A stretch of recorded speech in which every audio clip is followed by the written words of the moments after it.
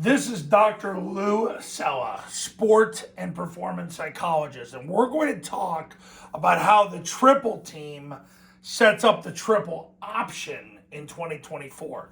Really, this has been going on by Air Force the last 5 years, and really Army was doing the same thing before they went rogue last year. But it looks like they've repented and they're turning back to the only offense that will ever work for them in modern times, which is the triple option offense. However, the triple team is what sets up the triple option. Now, for the first 50 plus years the offense had been invented, you would run triple option, and then if number one took the dive and the Mike ran over the top, then you would run the zone dive. You would block number one with a base block, and then the Mike would run himself out of the play. You'd hand the ball off, and that was great, but the problem was the second guy in the service had the base block number one, and then you had problems.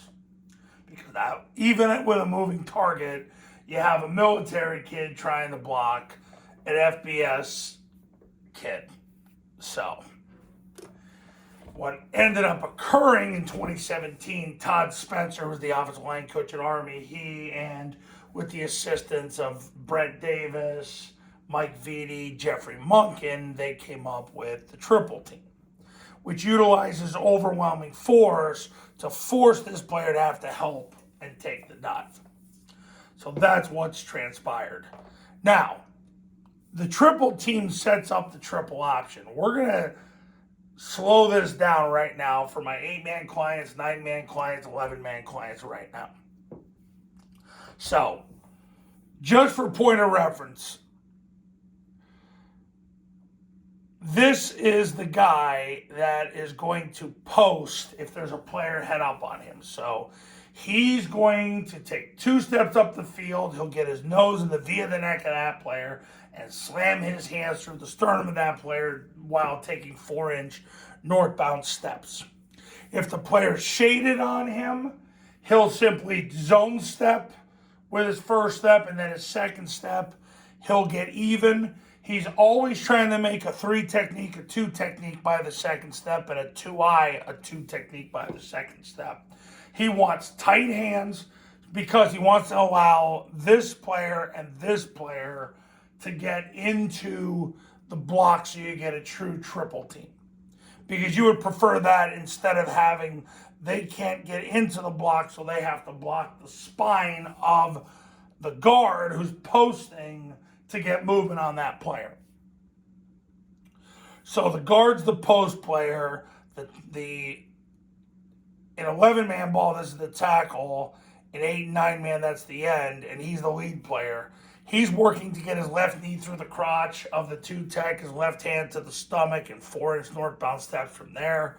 Center snaps the ball. He opens flat. He's going to run. He's going to get to the guard's hip first.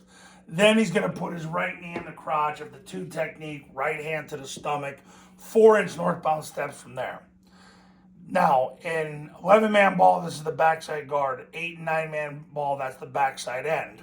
Just like in 8 and 9-man ball, this is the heavy guard. 11-man ball, that's the tackle.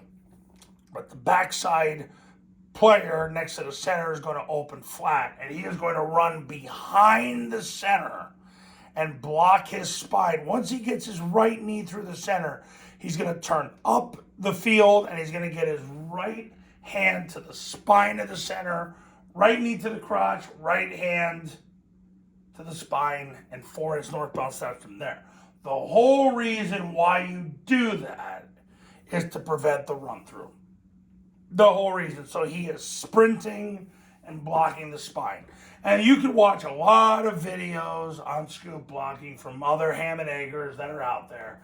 I've done qualitative interviews with former players that played for Paul Johnson, played for Munkin, played for Navy in the past, and it's all the same thing. They all drew the same conclusion. I only get bitched at if I allow a run through, so I just try to block from my crotch through his crotch, which is what Ken Niumatalolo, before Kenny went straight communist, used to say. So that right there sets the wedge. But the key to the wedge is the play side A-back. The play side A-back is going to step with his inside foot first. He's going to stay on the hip of the second, the tackle. Heavy guarded 8 and 9 man ball. He's gonna two-hand slam whoever shows. But the key is his positional leverage, that he leaves no green in between of him and the second guy on the surface. So when he steps to where this player is going to be. And he's gonna two-hand slam whoever shows. If nobody shows, he goes to the second level. So what's actually happening? He blocks whoever takes the dive. So if number one comes down to take the dive, he's going to invade his personal space, and he's going to two-hand slam him. If number one doesn't take the dive, he's going to go to the next level and block the mic, because then the mic's playing the dive. Because, once again, you run a triple option offense. If he takes the dive, the mic takes the quarterback. If he takes the quarterback, the mic takes the dive. So naturally, the play side A-back is blocking whoever is taking the dive. Now, I get this question a lot because we got some real dundalones out there where they'll put the mic and number one on the dive. That's freaking great. If you don't get 4 yards on the zone dive and you come back the next play and run mid-triple, and this player is taking the dive and the mic is taking the dive, who's taking the quarterback? And if this player is the quarterback player, who's taking the pitch? Nobody. And that's what you want, my friends. Then you get into the situations where you got this guy, and the mic all taking the dive, but nobody's on the quarterback or the pitch. You get those situations because in that case, this guy's getting blocked by the run support. He's the run support player. There's a multitude of things that end up happening when they do that, and you have to make them pay by running mid-triple.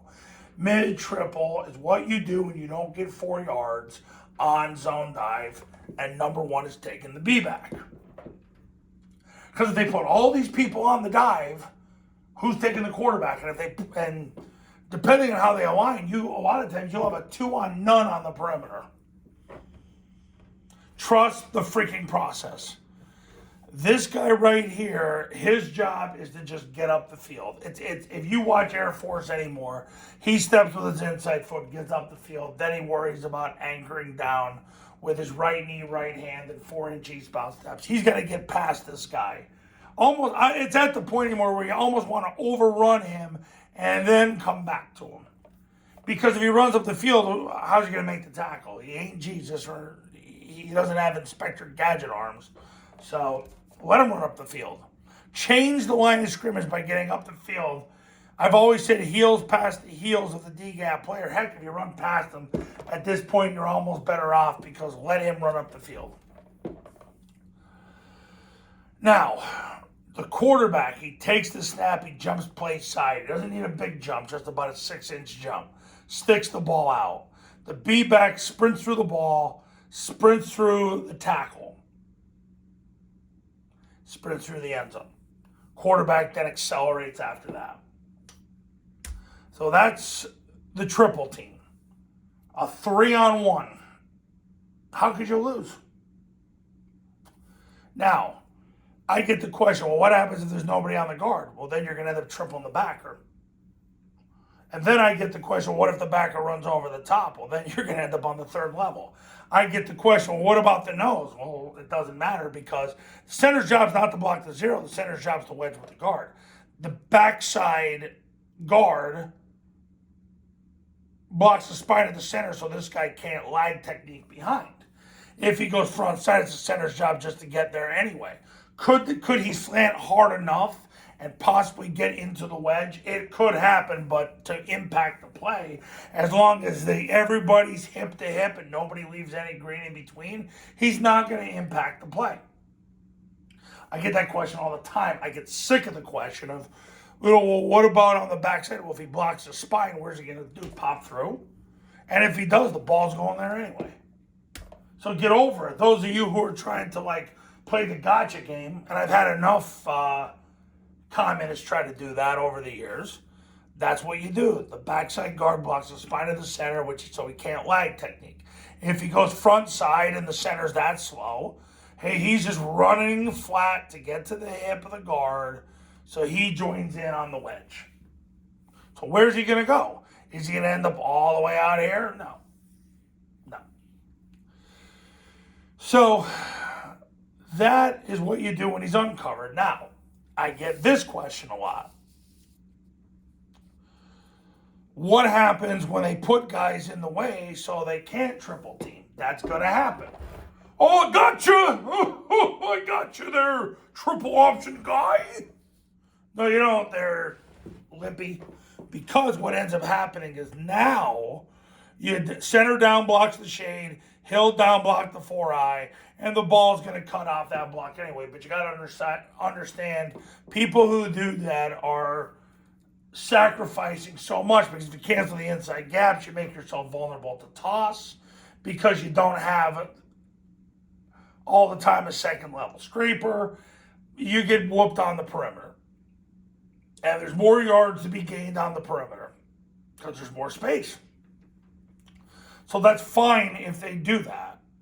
Nothing wrong with running the down as well, where you block down, down, kick, have him there to wall off the backer. That was always what Paul Johnson did when he got A and B gap defenders. He would just run the down. You run the down, you run the kick, you run the toss. I mean, there's a lot more yards to be gained on the perimeter than inside. I know we all like to be comfortable inside, but who cares? And the other thing is, if you're getting 4+ yards anyway, you don't have to change anything. You block down, you have him go up to the backer. And you have to do it that way because, and I've said this in other videos, Tulane in 2020 played Army. They set the backer over the top of the guard. Every time he tried the down block, he'd replace him. And Army had no answer for it. So you don't want him involved in either of the double teams. You want him to go straight ahead so they can't put two people through one gap. A big trend you're going to see moving forward, I should probably make a video on this, you're going to start seeing this split get closer. You're already seeing it with Air Force. They're almost down to 2 feet in a lot of situations with their split. So the triple team sets up the triple option in 2024. Now you're saying, well, we can't triple here. Yeah, it's great, but look what they're giving you. They're giving you a wide perimeter around the ball. There's a lot more yards to be gained on the perimeter than up the middle, guys. A lot more field, a lot fewer people. That's why people don't line up with A and B gap defenders all the time, because you get beat too fast. So the triple team sets up the triple option in 2024. This is how it does it. So that's how it does it. Coaches, if you want to win more games in 2024, pick up the phone and give me a call. My number's on the thumbnail of this video, and so is my website. The Triple Option Football Academy and Triple Option Football Academy camps are going to show you how. Go to tripleoptionfootball.com to learn more and give me a call. You go to tripleoptionfootball.com/testimonials. You can see all the success stories that come from the camps and the academy. I post stuff about testimonials all the time because I'm so dang proud. And plus, on top of it, I want you to understand this isn't an accident. Amateur hour ended about 14 years ago. I got people winning every single year. And it could be you, but you got to have you know what, to pick up the phone, call me, and let's get started. $9.97 to become a client. Is $9.97 worth it? I don't know. Go to the testimonial page. See you in the next video. Talk soon.